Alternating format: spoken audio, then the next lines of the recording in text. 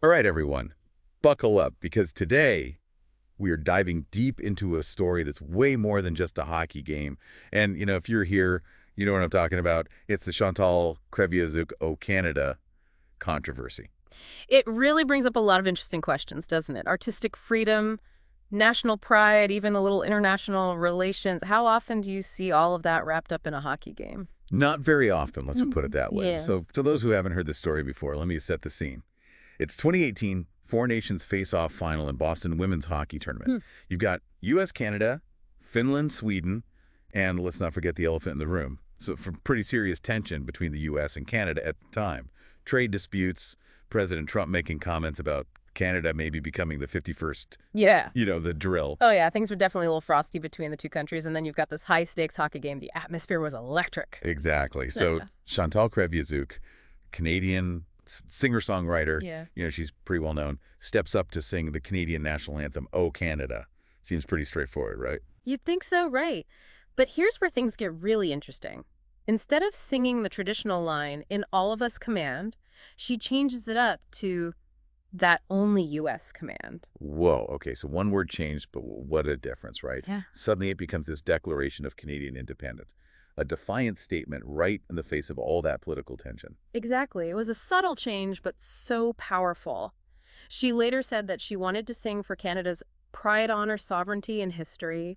She even called Canada's overtime win poetic justice. Poetic justice, that's a great way to put it. But of course, not everyone was thrilled about this little lyrical switcheroo. Oh, yeah. The reaction was, let's just say, mixed.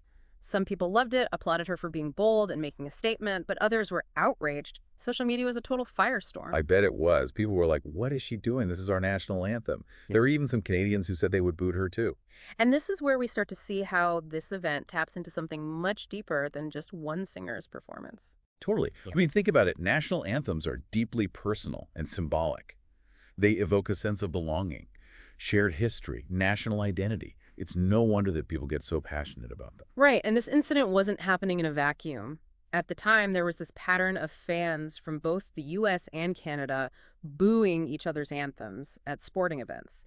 It was like this back and forth expression of animosity, and it all stemmed from those escalating political tensions we were talking about earlier. So basically, the hockey game became this outlet for all that pent-up political frustration, a way to kind of stick it to the other side. Exactly. It's fascinating how sports and politics can become so intertwined. It's not just about the game anymore, it's about national pride and identity. And this is a new thing.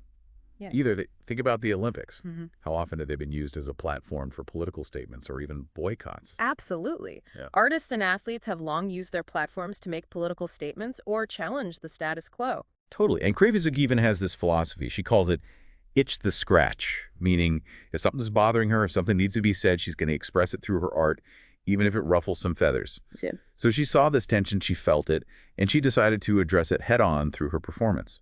And that's what makes this story so compelling.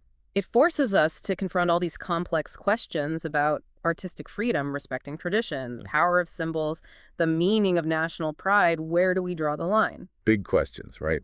Is it ever okay to alter a national anthem? How do we balance artistic expression with the respect that these symbols demand?